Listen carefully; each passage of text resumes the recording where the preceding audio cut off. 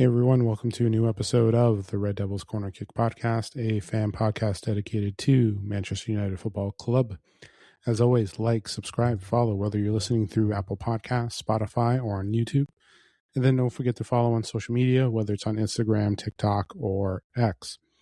It is a late Tuesday. I hope everyone had a good weekend. It was a back-to-back Manchester United win for both squads. The women's squad winning 5-0 against Burnley on Sunday, and then obviously the big derby win on Saturday against Man City. Going to be a little bit of a busy episode today. I'm going to recap the Burnley. Obviously, I wasn't able to do a post-game.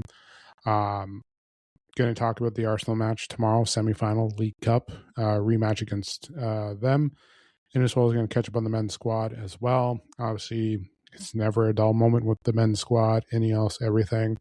So just catch up on that as well. But yeah, it was a good weekend. Yes, unfortunately, I wasn't able to watch the game on Sunday. Wasn't able to do the post game. Was able to listen through MU TV, which they always do a good job with commentating.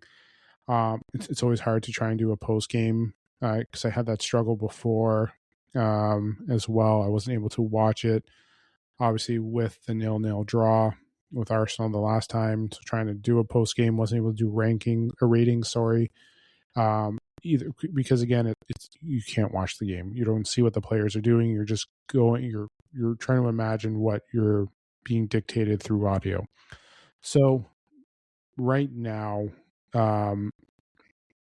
we have. So sorry, lost track of what I was going to go do. I was about to jump in the Arsenal, but overall, I was quite happy with the match. Overall, from what I was listening to, seeing the 5 goals, seeing everyone get in there, Schuler getting a goal for her, Letitia scoring. We had Drury scoring as well. It was a great game overall. And Burnley, they've played well, especially in the rounds before coming into this one. Nothing is ever guaranteed in a game. Obviously, we're seeing the women's squad have to get themselves back in a momentum. We have, again, the Arsenal game tomorrow. But again, the draw against Arsenal the week before, going down to 10 men, you're missing certain players. But again, Lundqvist, from what I was hearing, played very well. Schuler played very well. The goals that I saw from the highlights were excellent as well. So overall, everyone did their job. Everyone got to work and did exactly what they were told to do. So in the end, we were on to the next round. We drew Chelsea, who we lost to the FA Cup final last year. Last year. And it wasn't like it was a walkthrough. It was a difficult, it was definitely a difficult match to have. And there's a potential chance that we may see Chelsea if we get through to Arsenal. I'm just saying if. There's no guarantees about tomorrow, that we may see them in that final. So we will see how that goes. I was listening to the press conference of Mark Skinner.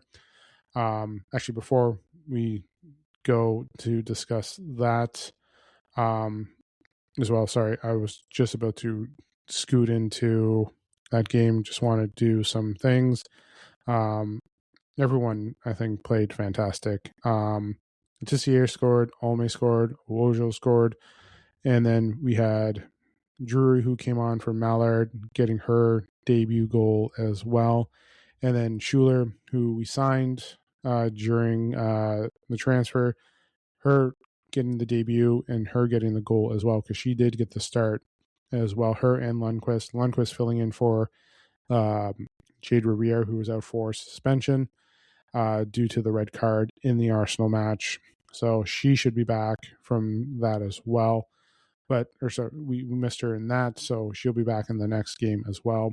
But overall, happy for the win, happy for the next round. It's going to be a tough matchup against Chelsea. So it's just a matter of, can we get through that next step? We know Chelsea is a very tough opponent. I will do a preview when that episode comes out. But overall, very thrilled. Move on to the next round. It's going to be a challenge, but coming away with 5 goals, seeing different scores as well, especially, again, making her first appearance, Drury and Schuler. Schuler has made her appearance, but getting her first start for Schuler, as well as Lundqvist, but Drury, both of them getting goals today, which was huge. Lundqvist filling in, she did a great job as well. Everyone did everything correctly. Tulis Joyce, as always, playing well. Have her get ready for tomorrow because, again, she played fantastic against Arsenal. We need that there. We need the momentum. We need to be able to control the ball, be disciplined, and all that. But actually, you know what? I'm in the transition here. Let's get into the Arsenal match.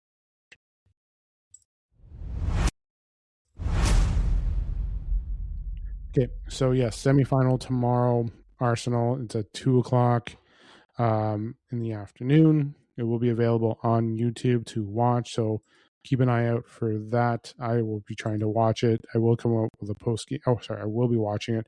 I will be doing a post game as well. But yes, we have to look at how to approach this. Obviously, I was listening to a little bit of Skinner's press conference. Mostly everyone is out. Riviere should be back for this game. But Toon, Gabby, Rolfo, they are all still out. We should hopefully have everyone else should be potentially good to go. What he was talking about the rotation. There's talks about that. When you have a lot of players, Schuler who did well, Lundqvist who did well against Burnley, they made their appearances as well. And then we also had Ellen Wangerham who made her debut as well. She came on against Burnley too. So all 3 signings were available this past Sunday. We may see them this way as well. But overall, I think we're going to be missing a few players. But either way, so let me just take a look. I have to get back to, I want to check the status of some of these players. Because Sandberg played. So and the one thing too is this is a rotational game, and I mentioned it last game. So I just got to pull up the last game that we had, who started. The way Skinner has always been, though, when he has been playing,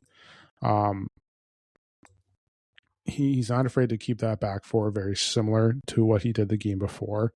The one thing, too, is rotation is key. You should expect Riviere to be back playing in her right back role. We should be, I'm just pulling up.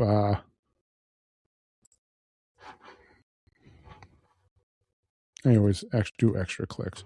But yes, let's just see here. So I'm just pulling up everything here. Just the lineups from last match, the last 2 matches, just to get an idea. So obviously Burnley, you saw Schuler starting, Lundqvist starting, but you should be able to see more players back. Sandberg, I believe, should hopefully be back as well. She was rotated, so I expect her to start. You'll see Turland. Miyazawa should be able to start as well, and you're expecting Riviere to be back. So in that case, you may see Jansen. Let's just see her play the full. So maybe you do see Turner get the start. She did get that as well. But you may move Jansen to the middle where we've seen her before. But again, Sandberg to the left there as well. And Riviere there back to her right. Tulis Joyce obviously there, but we want to make sure we have everyone ready to go as well. And I'm just pulling up the Arsenal match the last time we faced them. So Sandberg, Jansen, Letizier are there. Question is whether Letizier is going to be there because she played the full 90 minutes, but Miyazawa, yes.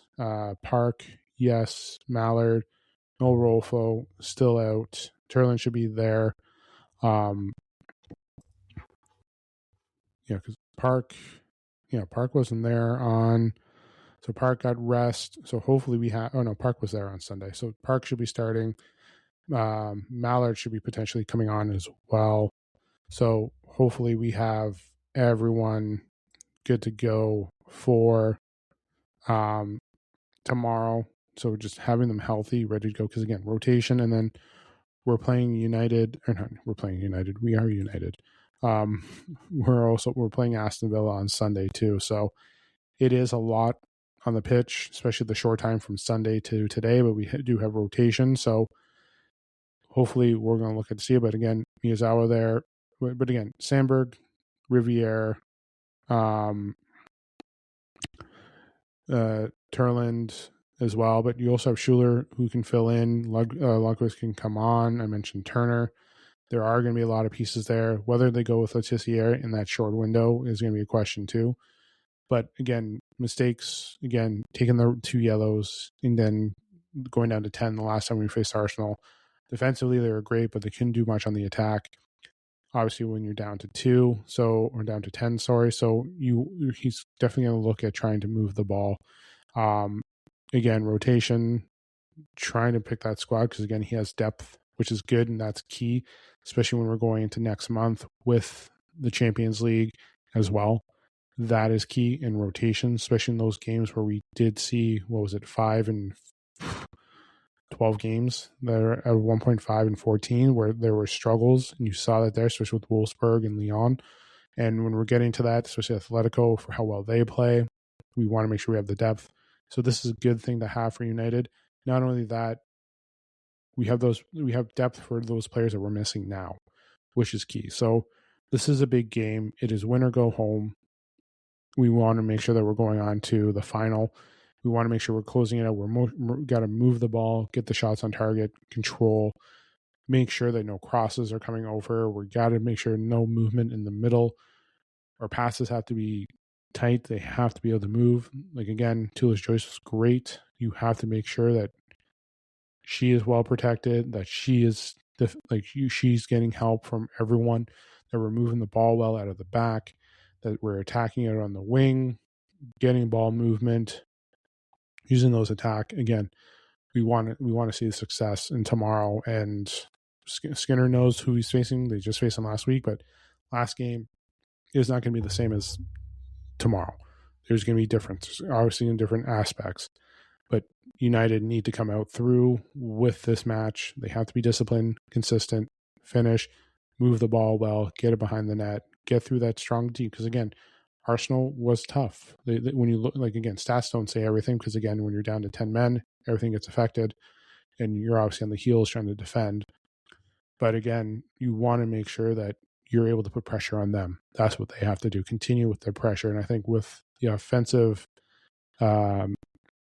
weapons there, having a player like Schuler there, you want to make sure everything is good to go. So look for them to get the attack, put pressure on Arsenal. They want to get those goals in the back of the net. That's what key. That is what we want to work on as well. So that being said, let's get into the men's squad.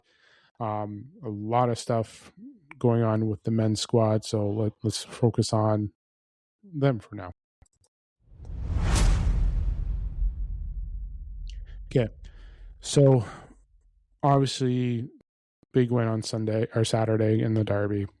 Obviously now with everything going on, the spins have been insane. The spins, the leaks, the news coming out of the locker room, including Amram time, everything is being worked on, trying to take the focus off of the ownership, and it's getting bad, to say the least. We know the deals, the details of Scholes and Butt versus Licha, but at the end of the day, I'm not going to get into that more because we all know what's going on. We all know what's happening. There is a rift and stuff going on now with ex-players and comments and everything. There's stuff coming out of the locker room about, the current players and the ex-players, so on and so forth. Please don't let the spin being neglecting to what's going on, that the ownership is still screwing up their magician meeting with a secret midfielder. Unfortunately, I think that's being spun as well. I don't think they're going to be signing anyone. They have targets. There's been rumors of Neves. There's Didi that I just heard today. Don't let that fool you. There's nothing there. There isn't. I don't think they're going to go for anyone. I think them with how good Kobe played. I think that's going to throw people off.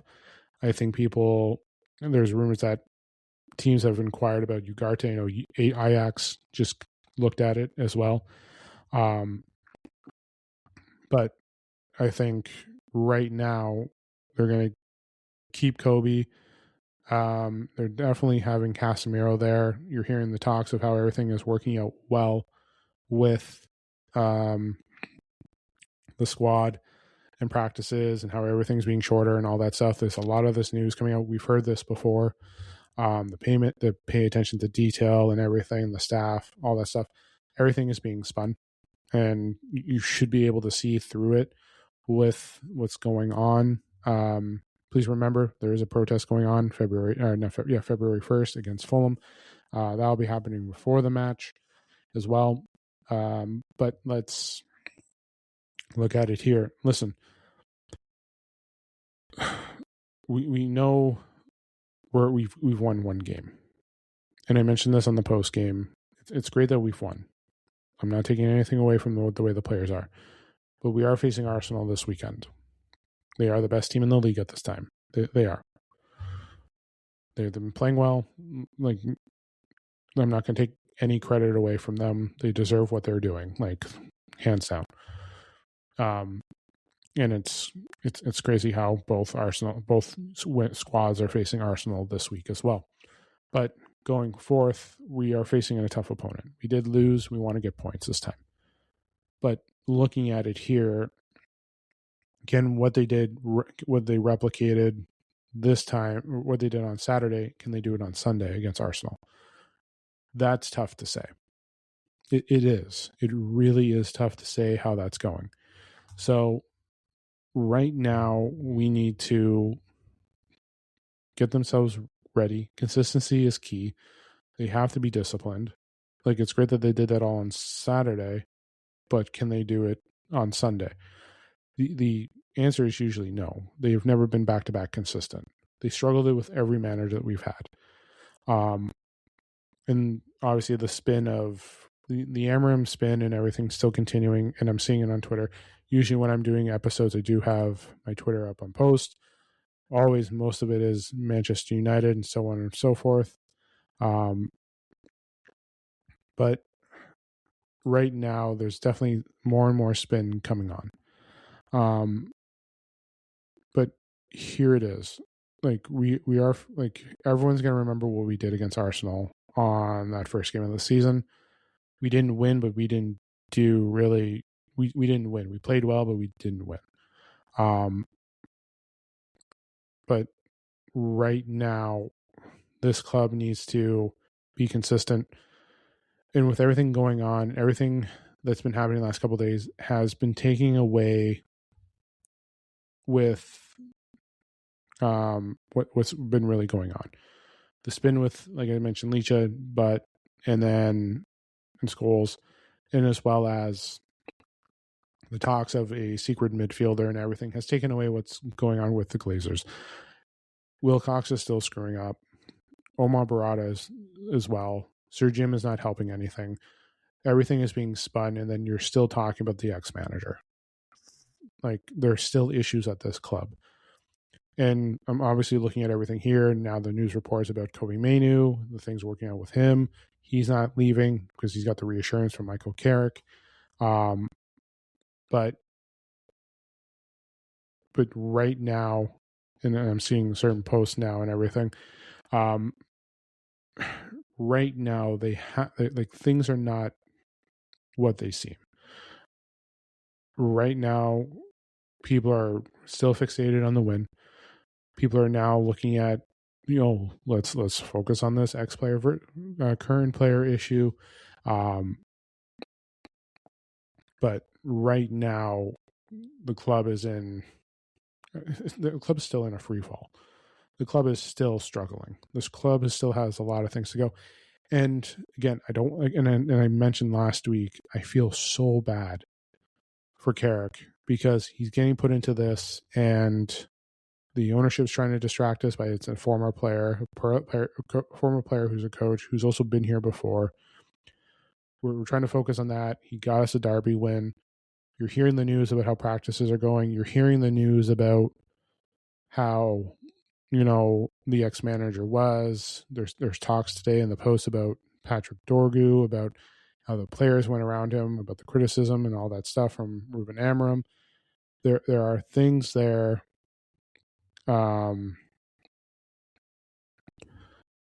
There are things there going on that are just trying to neglect what we were just fighting for about a week ago or 2 weeks ago after Ruben Amorim was sacked. There are these problems, and please understand that it's great that we've had some success. We got the manager, and you're hearing positive things out of the club, but please understand that some of this stuff is trying for us to neglect what's really going on. I'm not trying to be negative, but it's the truth. The one thing that kills me is with everything, with all this things going on with the men's squad, you don't really hear about the ownership talking about the success of the women's squad. My first two part, when I did this podcast, my goal was to start with the men's squad and then integrate the women's squad and start talking about their matches as well. But realistically, they don't talk about the women's squad. They don't. This ownership doesn't talk about the success that the women have had with the multiple FA Cup finals appearances, the one FA Cup win, the same year that the men won, them getting berth into Champions League, them finishing top 3 last season, getting things going with them, building things up, because you've heard reports about player shoes, transport, everything, the funds not giving it to them. The squad is being successful, but again, you don't hear much from the ownership talking about that. You're not hearing about Sir Jim and the improvements that he wants to make with that. Yes, we got Carrington, but again, let's look at what's going on here. Again, as much as they're talking about the failure of the men's squad, there's going to be troubles with the women's squad too, as well. Because again, if they're not getting backing as well, funding, you want to make sure that both squads are going to be successful. But right now, from what we're seeing from the board, for what they're doing with the men's squad, you're seeing struggles there. You are seeing struggles with trying to find recruitment. And the crazy thing is too, what's been driving me nuts is everyone believes that they're going to be signing a midfielder. They're not. Amorim knew he wasn't getting back. What has changed since then? There's rumors coming out that, Michael Carrick will be back. There's instincts that he should be backed, that he will be backed, that the ownership's going to look at him and make sure everything's good to go. The answer is no. We know it's not. What made them change? What, you think Amorim calling them out finally made them change and be like, we're actually going to reconsider? The answer is still no. They're not going to be making these moves. They're not going to sign anyone new. We're not going to get anyone on loan until the end of the season. If they are, they're looking for a cheaper option, but I don't even think they're going to sign that player because, again, I've always mentioned it before. Until I see them with our social media team at Manchester United signing that contract, what's the big deal? They're going to spin it because, again, we have, 2 weeks, less than 2 weeks until the transfer window ends. And you're expecting United to make these pits, they're not going to back them. There wasn't intent with the original manager. Why would there be intent now? Why would there be anything to say, hey, here we are, we're ready to go? There's nothing there. And they're not doing anything to help this manager. They're going to proceed with the squad that they have. They're not going to sell anyone because Xerxes not going. Manu is now not going, which means they're not going to be going for anyone. Their news announcements are basically when they're announcing that Manu and the trust that him and Carrick have, it's basically them admitting that they're not going to be going for a midfielder. If they're bringing in one, they got to remove another one. If one's going, they got to bring him in. But realistically, it is hard to say. It is hard to say what's going to happen. I'm just taking a look here. One thing that I saw. Yeah, so breaking news, Manchester United are not planning to make signings this window. However, if a long-term target becomes available or a rival makes a move for one, United need to act. With Michael Carrick consulted for his views, this is according to Laurie Whitwell. Oh, look, exactly what I just talked about. But, Like what's going on here? Like please realize that there is massive spin going on, and please understand that all these speculation targets of what's going on too. And yeah, there's posts here as well talking about the Dorgu thing, like I mentioned. So right now it's Listen, Carrick is only here for 6 months, and he knows it. He knows that he's getting replaced. Why are you going to back a manager with a player that the new manager may not want? And unfortunately, and I know Glasner is not going to be re-signing, so Glasner is on the radar of Manchester United. The question is that new Manchester United going to be a yes person? Because again, they're talking about, like, when I was watching the overlap last week, there's talks about Luis Enrique, who PSG just lost today to Sporting, but they're talking about Ancelotti, Nagelsmann, Tuchel. Those are all managers that want control. They are. They're all managers that want control. It's just like Ruben Amorim. They're all going to be there, and at one point they're going to be upset. They're all conversations there. Like there's like they want a yes person. They want someone who's just going to be there and do what the board tells them. But unfortunately, that's not what's going to happen. It's not. It's not going to be that way. It's not going to be easy. It's not. There's going to be a struggle. So this is basically what it is. It's a conundrum that we're facing. This ownership, everything. We can't mislead. We can't be misled. Do not let the spins of United or of this board, of the leaks, neglect what's really going on. The board is still an issue. The ownership is still an issue. Carrick will do his job. I have no doubt in that. But they will not be protecting him. They will not be backing him. Like, again, it's great that we got the Derby win. I don't want to take anything from that away. It's great. We needed it. But we have Arsenal coming up. We have lots of things coming up where we're going to fail. Or not fail, sorry. Where we're going to struggle. I shouldn't say fail. My apologies for that. But I'm always going for the win. Please remember this. I always say that in all my previews. I'm always going for the win for United. But again, we have to be able to replicate what we did. The squad has failed to replicate that. They have failed to be consistent. Why we've gone through so many managers. Arsenal is the best team in the league, and we're going to struggle. Yes, they've had Champions League, but they just played today. So it is in our favor, but they're still going to need rest. They're still going to have players ready to go. We have to be we are going to face a challenge. And we're playing Fulham again the week after. Again, we're playing teams that we don't play well against. Fulham is a tough opponent, but some of these teams that we should be beating, we play down to. They play like down tool. They play down tools. The players, they don't play to what they need. So, I'm just going to leave it there. I know I'm sounding a little negative, and I didn't want to be, but please understand that we cannot let Ineos continue to spin everything going on. There's still issues at the club. Everything here is just hiding what's really going on. The news leaks, everything. It's just gone, and the spending and everything is. Come on, they're not going to spend. There's no intent in spending. There isn't. They can say, "Oh, it's because of a long-term target," and that was one thing I forgot to mention. That was something I saw on Twitter through Center Devils.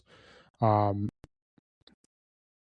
was posted by them, but realistically, like it's the truth. Like they're not here, so yeah. But yes, there's struggles, there's issues, there's things that need to be done, need to be worked on. We have to make sure we're ready to go. So, but yeah, all right, I'm going to leave it there. I'm just going to start rambling and everything and keep going on and on and on. So I do apologize. I will be back tomorrow night doing the post game for the Arsenal the United versus Arsenal semifinal. I will also be episode on Thursday as well. And then post game or preview episode as well for the game on Saturday against. Sorry. Let me check the women's squad, because again, women's squad, they should be back. Women's squad should be back.